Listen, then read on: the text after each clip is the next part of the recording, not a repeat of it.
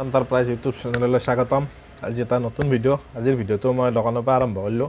আজি যিটো টপিকৰ আলোচনা কৰিব আহিছোঁ, এই টপিকটো মই আগতে এটা ভিডিঅ' দিছোঁ। আজি কিন্তু ভিডিঅ'টো আগে মোটামুটি অলপ খালি তাক চেঞ্জ কৰি দিছোঁ। আপোনালোকে কিন্তু চাই লাভৱান্বিত হ'ব। মই আপোনালোকক ক'লোঁ এখিনি কথা।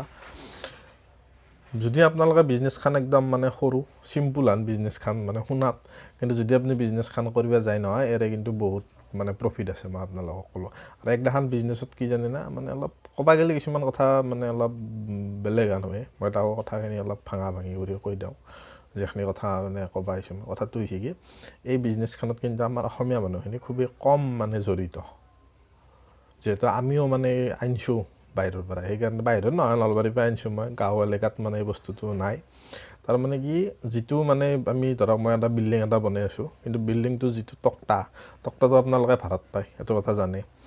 কিন্তু মই আজি যিটো কথা ক'ব যাই আছোঁ আপোনালোকক, এই তক্তাটো কিন্তু আপোনালোকে কি পুৰাণ তক্তাটো কেবি হিচাপত কিনিব পাৰে। যদি নতুন তক্তাটো আপোনাৰ 350 টকা বা 280 টকা বা 380 টকা কেবি, তেতিয়াহ'লে পুৰাণ যি তক্তা সেইটো কি যে আধা দামত কিনিব পায় পুৰাণ তক্তাটো। তাৰমানে আমি কিনিছোঁ 150 টকা কৰি কেবি। সেইটো কিন্তু বিল্ডিঙৰ কাৰণে কিন্তু ধুনীয়া এখন বিজনেছ। আৰু আপুনি তক্তাটো কি পুৰাণ চাট এখন কিনিলাক 20,000, 25,000 বা 30,000 বা 40,000 বা 50,000 টকাত বা 15,000 টকাত কিনি পেলাই সেই তক্তাটো আপুনি পুৰাণ তক্তা হিচাপত বিক্ৰী কৰিব পাৰিব আধা দামত।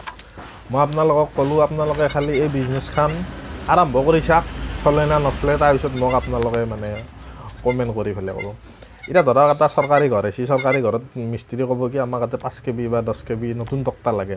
নতুন তক্তা সি আপোনাৰ 300 টকা দি কেবি আনাত কৰি আপোনাৰ তাৰপৰা সি 150 টকা কৰি পুৰাণ তক্তাৰ কেবি নিব। মই আপোনালোকক ক'লোঁ সেইটো কথা। আৰু ময়ো সেই হেৰিটোৱে ব্যৱহাৰ কৰিছোঁ, গোটাই কৰা নাই, অলপ চলপ নতুনো ব্যৱহাৰ কৰিছোঁ, কিন্তু পুৰাণটো বেছি ব্যৱহাৰ কৰিছোঁ এই বিজনেছখনত। মই আপোনালোকক ক'লোঁ, আপোনালোকেও কিন্তু এই বিজনেছখনৰ ওপৰত কি অলপ গুৰুত্বটো দিব পাৰে, কিন্তু বিজনেছখন চলিব।